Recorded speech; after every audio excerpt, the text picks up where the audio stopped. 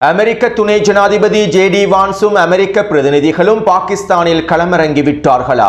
ஈரானிய தலைமைகளும் ஈரானிய பிரதிநிதிகளும் பாகிஸ்தானில் களமிறங்கிவிட்டார்களா? தற்போதைய பேச்சுவார்த்தைகள் தொடர்பாகவும் பாகிஸ்தானுக்கு செல்வது தொடர்பாகவும் ஈரானிய தலைமைகள் எவ்வாறான கருத்துக்களை வெளியிட்டுள்ளார்கள்? இன்று இரவு போர் ஆரம்பிக்கப்பட போகின்றதா அல்லது யுத்த நிறுத்தம் இன்னும் 2 வாரங்களுக்கு நீடிக்கப்பட போகின்றதா? மத்திய கிழக்கை நோக்கி விரையும் அமெரிக்காவின் போர் விமானங்களும் சரக்கு விமானங்களும் போர் கப்பல்களும் போருக்கான உச்ச தயார்படுத்தல்களும். ஈராக்கினுடைய புதிய பிரதமர் வேட்பாளர் தெரிவு செய்யப்பட்டு விட்டாரா? நேற்றிரவு நடைபெற்ற கூட்டத்தில் எவ்வாறான முடிவுகள் எடுக்கப்பட்டிருந்தன? மேலும் நடைபெற்ற வாக்கெடுப்பிலே யார் வெற்றி பெற்றுள்ளார்?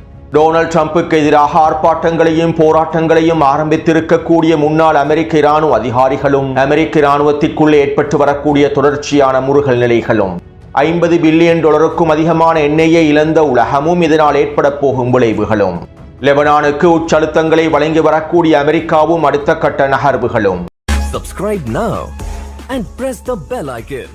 லெபனானுக்கும் இஸ்ரேலிய ஆக்கிரமிப்புக்கும் இடையிலான நேரடியான பேச்சுவார்த்தைகள் தொடர்பாகவும் தெற்கு லெபனான் எல்லை பிரதேசத்திலே இஸ்ரேலிய ஆக்கிரமிப்பு அமைத்திருக்கக்கூடிய மஞ்சள் எல்லை பகுதிகள் தொடர்பாகவும் லெபனானிய பாராளுமன்ற சபாநாயகர் நஹ்பி பெர்ரி அவர்கள் இவ்வாறு தெரிவித்துள்ளார். தெற்கு லெபனான் பிரதேசத்திலே இஸ்ரேலிய ஆக்கிரமிப்பு அறிவித்திருக்கக்கூடிய மஞ்சள் எல்லை பிரதேசங்களையும் மஞ்சள் எல்லை கோடுகளையும் நாங்கள் ஒரு பொழுதும் ஏற்றுக்கொள்ள மாட்டோம். தற்போது இஸ்ரேலிய ஆக்கிரமிப்பு தெற்கு லெபனானினுடைய பல பிரதேசங்களில் இருந்து பின்வாங்கியுள்ளது. இதே போன்று முழுமையாக தெற்கு லெபனான் பிரதேசங்களில் இருந்து பின்வாங்கிவிட வேண்டும். மஞ்சள் எல்லை பிரதேசத்தினை தக்க வைத்துக் கொள்வதற்கு இஸ்ரேலிய ஆக்கிரமிப்பு வேலை திட்டங்களை மேற்கொண்டால் நிச்சயமாக தெற்கு லெபனான் பிரதேசத்திலே இஸ்ரேலிய ஆக்கிரமிப்பு எதிர்ப்பை சந்திக்கும். இஸ்ரேலிய ஆக்கிரமிப்பின் மஞ்சள் எல்லை பிரதேச திட்டங்கள் ஒரு பொழுதும் வெற்றி அளிக்கப் போவதில்லை. இதற்கு நாங்கள் ஒரு பொழுதும் அனுமதிக்கப் போவதில்லை. இதையும் மீறி இஸ்ரேலிய ஆக்கிரமிப்பு இதற்கான வேலை திட்டங்களை மேற்கொண்டால் நாங்கள் அதற்கான உச்ச பதிலடிகளை வழங்குவோம். அத்தோடு இஸ்ரேலிய ஆக்கிரமிப்பின் துரோகத்தையும் அதனுடைய வாக்குறுதிகளையும் எங்களுக்கு ஒரு பொழுதும் நம்ப முடியாது. இதனால் யாரும் அவசரப்பட்டு தெற்கு லெபனான் பிரதேசத்தை நோக்கி இடம்பெயர்ந்து விட வேண்டாம். மேலும் நாங்கள் எங்களுடைய நிலைப்பாட்டில் உறுதியாகவே இருக்கின்றோம் என லெபனானினுடைய சபாநாயகர் நஹ்பி பெர்ரி அவர்கள் தெரிவித்துள்ளார். ஹிஸ்புல்லா இராணுவத்தோடு ஒன்றிணைந்து தெற்கு லெபனான் பிரதேசத்திலே போராடக்கூடிய அமைப்பாகவே அமல் இராணுவத்தினர் காணப்படுகின்றார்கள்.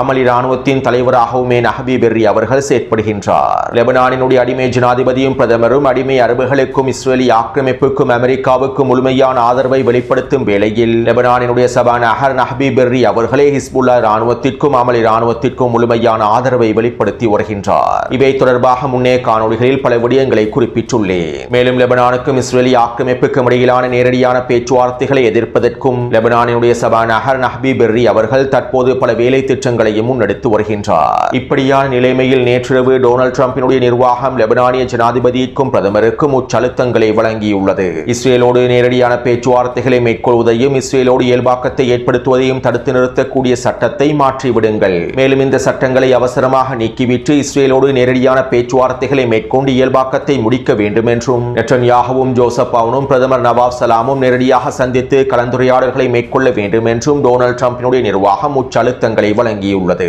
அதாவது லெபனானினுடைய அரசியலமைப்பு சட்ட திட்டங்களுக்கு அமைவாக இஸ்ரேலிய ஆக்கிரமிப்போடு இயல்பாக்கத்தை ஏற்படுத்த முடியாது. மேலும் இந்த சட்ட திட்டங்களுக்கு அமைவாக இஸ்ரேலோடு இயல்பாக்கத்தை ஏற்படுத்தக்கூடிய முடிவுகளையும் பாராளுமன்றத்தில் நிறைவேற்ற முடியாது. இதனாலேயே தற்போது குறித்த சட்ட திட்டங்களை நீக்கிவிட்டு இஸ்ரேலோடு இயல்பாக்கத்தை ஏற்படுத்துவதற்கான புதிய சட்ட திட்டங்களை உருவாக்குமாறு அமெரிக்கா உச்சழுத்தங்களை வழங்கியுள்ளது. இருப்பினும் லெபனானுடைய பாராளுமன்ற சபாநாயகர் நஹ்பி பெர்ரி அவர்கள் இருக்கும் வரை இந்த சட்ட திட்டங்களை நீக்க முடியாது. அவ்வளவு இலகுவாக குறித்த சட்ட திட்டங்களை நீக்கிவிடவும் முடியாது. அடுத்து நேற்றைய தினமும் 2வது நாளாக புதிய பிரதமர் வேட்பாளரை தெரிவு செய்வதற்கான விசேட அமர்வுகள் நடைபெற்றிருந்தன. பாராளுமன்றத்தில் வெற்றி பெற்ற கூட்டணிகள் ஒன்றிணைந்து இந்த அமர்வை மேற்கொண்டிருந்தார்கள். மேலும் ஈராக்கினுடைய புதிய பிரதமர் வேட்பாளரை தெரிவு செய்வதற்கான ஒருங்கிணைப்புகளை வழங்கும் நோக்கத்தோடு ஈரானிய IRGC இராணுவத்தினுடைய குதுஸ் படை தளபதி இஸ்மாயில் கானி அவர்களும் ஈராக்குக்கு விஜயம் செய்திருந்தார். இந்த விஜயத்தின் போது ஈராக்கில் இருக்கக்கூடிய எதிர்ப்பு குழுக்களின் தலைவர்களை சந்தித்து இவர் கலந்துரையாடல்களை மேற்கொண்டுள்ளார். அதே போன்று வெற்றி பெற்ற கூட்டணி கட்சிகளை சந்தித்து விசேட கலந்துரையாடல்களை மேற்கொண்டுள்ளார். அடுத்த பிரதமர் வேட்பாளரை தெரிவு செய்வதில் ஈரானுக்கு மிக முக்கிய பங்கு காணப்படுகின்றது. இருப்பினும் இது நேரடியாக அறிவிக்கப்படாவிட்டாலும் மறைமுகமாக இவை நடைமுறைப்படுத்தப்படும். இதற்கமைவாகவே IRGC குதுஸ் படை தளபதி இஸ்மாயில் கானி அவர்களும் ஏனைய பிரதிநிதிகளும் ஈராக்குக்கு விஜயம் செய்திருந்தார்கள். நூரி மாலிகி அவர்களை தெரிவு செய்வதா பஸ்ஸாம் அல் பத்ரி அவர்களை தெரிவு செய்வதா என்கின்ற பேச்சுவார்த்தைகளுக்கு சரியான வழிகாட்டுதல்களை வழங்குவதற்காகவே ஈரானிய தலைமைகள் சென்றிருந்தார்கள். இப்படியான நிலைமையிலேயே நேற்றிரவு குறித்த அமர்வுகள் நடைபெற்று பெற்றிருந்தன. மேலும் இந்த அமர்வினுடைய இறுதியில் வாக்கெடுப்பு நடைபெற்றது. அத்தோடு இந்த வாக்கெடுப்பிலே பஸ்ஸாம் அல் பத்ரி அவர்கள் அதிகளவான வாக்குகளை பெற்றுக் கொண்டார். நூரி மாலிகி அவர்கள் தன்னுடைய ஆதரவை பஸ்ஸாம் அல் பத்ரி அவர்களுக்கு வழங்கிவிட்டு அவர் போட்டியிலிருந்து விலகிக் கொண்டார். ஈரானிய தலைமைகளின் வழிகாட்டுதல்களுக்கு அமைவாகவே இந்த வேலை திட்டங்கள் முன்னெடுக்கப்பட்டிருந்தன.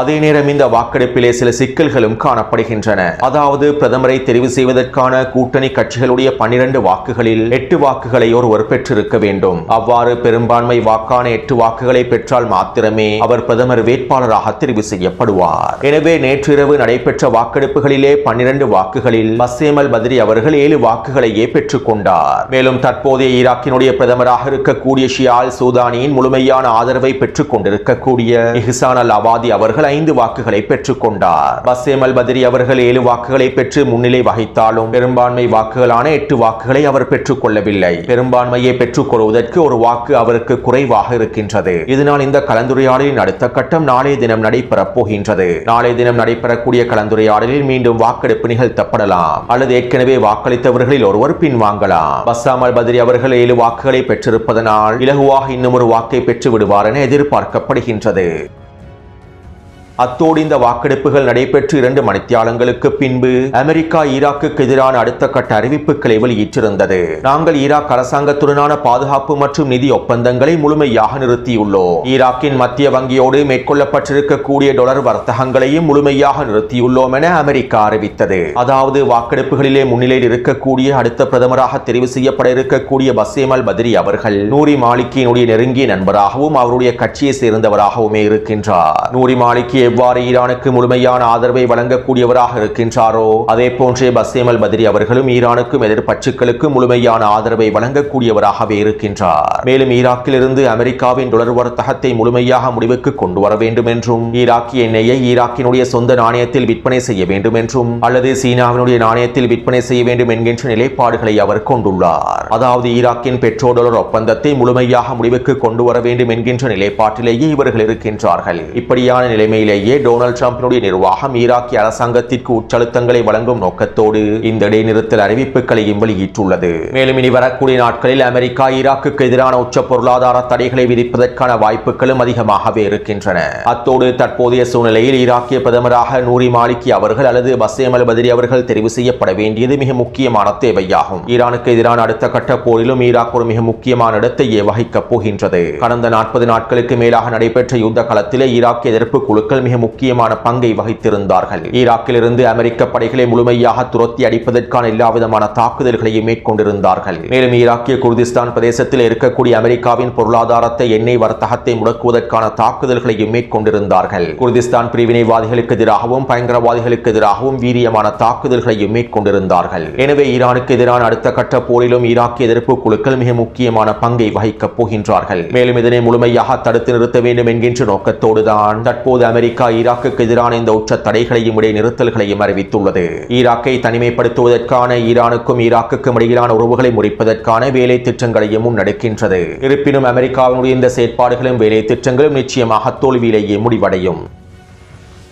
அடுத்து நேற்றிரவு ஈராக்கிய எதிர்ப்பு குழுக்கள் அதிரடியான அறிவிப்புகளை வெளியிட்டிருந்தார்கள். கடந்த போர்க்களத்தில் நாங்கள் ஈரானுக்கு ஆதரவாக ஈராக்கிய பிரதேசங்களுக்குள்ளே குர்திஸ்தான் பகுதிகளுக்குள்ளே அமெரிக்காவுக்கு எதிராக 200க்கும் அதிகமான தாக்குதல்களை மேற்கொண்டுள்ளோம். மேலும் நாங்கள் அடுத்த கட்ட நீண்ட போருக்கும் தயாராகவே இருக்கின்றோம். ஈரானுக்கும் லெபனானுக்கும் தொடர்ச்சியாக முழுமையாக ஆதரவளிக்கும் நோக்கத்தோடு நாங்கள் எங்களுடைய தாக்குதல்களை வீரியப்படுத்துவோம். ஈரானுக்கு எதிரான போர் மீண்டும் ஆரம்பிக்கப்பட்டால் ஈராக்கிலே நாங்கள் அடுத்த கட்ட தாக்குதல்களை அவசரமாக ஆரம்பிப்போம். மேலும் இந்த தாக்குதல்கள் முன்னைய தாக்குதல்களை போன்று இருக்காது. தற்போதைய நிலைமையில் நாங்கள் எடுத்திருக்கக்கூடிய முடிவுகளுக்கு அமைவாக எங்களுடைய விரிவான தாக்குதல்களை மேற்கொள்வோம். மேலும் இது பிராந்திய போரினுடைய உச்சக்கட்டத்தை நோக்கி நகரும் என ஈராக்கிய எதிர்ப்பு குழுக்கள் தெரிவித்துள்ளார்கள். எனவே ஈரானுக்கு எதிரான அடுத்த கட்ட போரில் அமெரிக்காவுக்கு எதிராக ஈரானுக்கு முழுமையான ஆதரவையும் லெபனானுக்கு முழுமையான ஆதரவையும் வழங்குவதற்கு ஈராக்கிய எதிர்ப்பு குழுக்கள் முழுமையாக தயாராகவே இருக்கின்றார்கள்.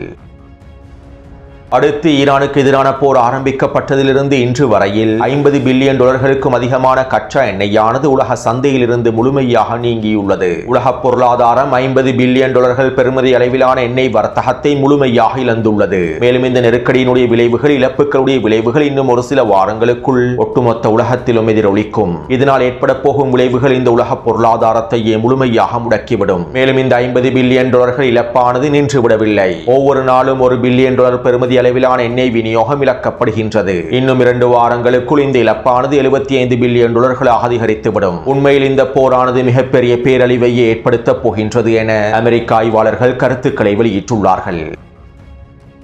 அடுத்து ஈரானுக்கு எதிரான போரை முழுமையாக நிறுத்துமாறும் அமெரிக்க அதிகாரிகளையும் சிப்பாய்களையும் பாதுகாக்க வேண்டும் என்றும், இந்த போரின் மூலமாக அமெரிக்காவுக்கு எந்தவிதமான நன்மைகளும் கிடைக்கப் போவதில்லை, இஸ்ரேலி ஆக்கிரமிப்புக்காகவே இந்த போர் நடத்தப்படுகின்றது, டொனால்ட் ட்ரம்ப் அமெரிக்க இராணுவத்தை மிகப்பெரிய வீழ்ச்சியை நோக்கி நகர்த்தி செல்கின்றார் என அமெரிக்க இராணுவத்தின் முன்னாள் அதிகாரிகள் ஒன்றிணைந்து மிகப்பெரிய போராட்டம் ஒன்றை மேற்கொண்டிருந்தார்கள். கிட்டத்தட்ட 60க்கும் அதிகமான அமெரிக்காவின் முன்னாள் இராணுவ தலைமை அதிகாரிகள், தளபதிகள் ஒன்றிணைந்து இந்த போராட்டங்களை மேற்கொண்டுள்ளார்கள். இவை தொடர்பான காணொலிகளை டெலிகிராம் சேனலில் பதிவிட்டுள்ளேன். மேலும் இவ்வாறு டொனால்ட் ட்ரம்புக்கு எதிராக போராட்டங்களை மேற்கொண்ட அமெரிக்க இராணுவத்தினுடைய முன்னாள் அதிகாரிகள் தற்போது கைது செய்யப்பட்டுள்ளார்கள். அது மட்டுமல்லாமல் தற்போது பதவியில் இருக்கக்கூடிய அமெரிக்க இராணுவ அதிகாரிகளுடைய குடும்ப உறுப்பினர்களும் டொனால்ட் ட்ரம்பினுடைய நிர்வாகத்திற்கு எதிரான விமர்சனங்களை அதிகமாக வெளியிட்டு வருகின்றார்கள். அதிலும் குறிப்பாக அமெரிக்க போர் அமைச்சர் பீட் ஹெக்ஸத்திற்கு எதிராக தொடர்ச்சியான விமர்சனங்கள் முன்வைக்கப்பட்டு வருகின்றன. மேலும் அமெரிக்க இராணுவத்தின் தலைமை அதிகாரிகளுக்குள்ளும் பீட் ஹெக்ஸத் மீது முருகல் நிலைகள் ஏற்பட்டிருப்பதாக தெரிவிக்கப்படுகின்றது. உண்மையிலேயே நவீன ஆயுதங்களையும் பெரும் படைகளையும் அமெரிக்க இராணுவம் கொண்டிருந்தாலும் அவர்கள் பலவீனமானவர்கள் என்பது உறுதி செய்யப்படுகின்றன. இந்த நவீன ஆயுதங்கள் மாத்திரம் அவர்களிடம் இல்லாவிட்டால் அமெரிக்க இராணுவம் ஒரு மிகப்பெரிய பலவீனமான இராணுவம் என்பதனை ஒட்டுமொத்த உலகமும் ஏற்றுக்கொண்டிருக்கும். எனவே களத்தினுடைய உண்மையான யதார்த்தத்தை நாங்கள் தெளிவாக புரிந்து கொள்ள வேண்டும். அடுத்து அமெரிக்காவின் மிகப்பெரிய கடற்படை போர்க்கப்பலான ஜார்ஜ் டபிள்யூ புஷ் போர்க்கப்பலானது ஆப்பிரிக்காவை சுற்றி மத்திய கிழக்கை நோக்கி நகர்ந்து கொண்டிருக்கின்றது. தற்போது மடகஸ்காருக்கு அருகாமையில் இருப்பதாகவும் இன்னும் 2 தினங்களுக்குள் ஓமான் வளைகுடா பிரதேசத்தை அடைந்துவிடும் என்றும் தெரிவிக்கப்படுகின்றது. அதே போன்று ஜெராட் ஃபோர்ட் கப்பலும் இன்னும் 2 போர்க்கப்பல்களும் செங்கடல் பிரதேசத்திற்குள்ளே நுழைந்துள்ளன.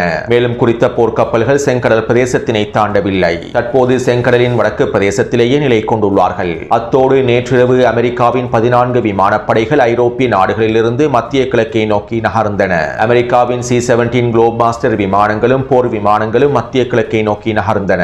ஐரோப்பாவிலே இருக்கக்கூடிய அமெரிக்க தளங்களில் இருந்தே அவசரமாக குறித்த போர் விமானங்கள் மத்திய கிழக்கை நோக்கி நகர்த்தப்பட்டன. சவுதி அரேபியாவிலும் ஜோர்டானிலும் இருக்கக்கூடிய அமெரிக்க இராணுவ தளங்களிலேயே இவை அனைத்தையும் நிலைநிறுத்தி வருகின்றார்கள். ஈரானுக்கு எதிரான அடுத்த கட்ட போரை ஆரம்பிப்பதற்கான தயார்படுத்தல்களாகவே இந்த வேலை திட்டங்களும் போர் விமானங்களுடைய வருகையும் அடையாளப்படுத்தப்பட்டுள்ளது. இப்படியான நிலைமையில் நேற்றிரவு ஈரானிய ஜனாதிபதி மசூத் பெஸஷ்கியான் இவ்வாறு தெரிவித்தார். உறுதிமொழிகளை காப்பாற்றுவதே அர்த்தமுள்ள உரையாடலின் அடிப்படையாகும். அமெரிக்க அரசாங்கத்தின் மீது ஈரானுக்கு எந்தவிதமான நம்பிக்கையும் இல்லை. அமெரிக்க தலைமைகள் மற்றும் அமெரிக்க அதிகாரிகளிடத்திலிருந்து வரக்கூடிய மிரட்டலான அறிவிப்புகள், சமிஞ்ஞைகள் கசப்பான செய்திகளையே தெரிவிக்கின்றன. அவர்கள் ஈரானியர்கள் சரணடைய வேண்டும் என்று எதிர்பார்க்கின்றார்கள். ஆனால் ஒரு பொழுதும் ஈரானியர்கள் சரணடைய மாட்டார்கள். எங்களை பலவந்தமாக அடக்க முடியாது என ஈரானிய ஜனாதிபதி தெரிவித்துள்ளார். அத்தோடு நேற்றிரவு பாகிஸ்தானிய மத்தியஸ்தர்கள் ஈரானிய தலைமைகளை பேச்சுவார்த்தை மேசையில் அமர்த்துவதற்கு உச்சக்கட்ட அழுத்தங்களை வழங்கியிருந்தார்கள். மேலும் இன்று காலையில் ஈரானிய தலைமைகள் நிச்சயமாக பாகிஸ்தானுக்கு வருகை தருவார்கள். அமெரிக்க தலைமைகளும் பிரதிநிதிகளும் பாகிஸ்தானுக்கு வருகை தருவார்கள். மாலை நேரத்தில் எங்களுக்கு பேச்சுவார்த்தைகளை ஆரம்பிக்க முடியும் என்றும் பாகிஸ்தானிய மத்தியஸ்தர்கள் ஊடகங்களுக்கு கருத்துக்களை தெரிவித்திருந்தார்கள். ஆனால் இன்று காலையில் ஈரானிய தலைமைகள் பாகிஸ்தானுக்கு சென்றிருக்கவில்லை. மேலும் டொனால்ட் ட்ரம்ப் இன்னும் ஒரு மணித்தியாலத்திற்குள்ளே JD வான்ஸ் பாகிஸ்தானில் களமிறங்கி விடுவார் என தெரிவித்திருந்தார். ஆனால் JD வான்ஸும் பாகிஸ்தானை நோக்கி இன்னும் புறப்பட ஆரம்பிக்கவில்லை. ஈரானிய தலைமைகள் பாகிஸ்தானை நோக்கி நகர்வதற்கான எந்தவிதமான சமிஞ்ஞைகளும் காண்பிக்கப்படவில்லை. அதற்கான தயார்படுத்தல்கள் வெளிப்படுத்தப்படவில்லை. இதனால் JD வான்ஸும் அமெரிக்காவிலிருந்து பாகிஸ்தானை நோக்கி புறப்படவில்லை.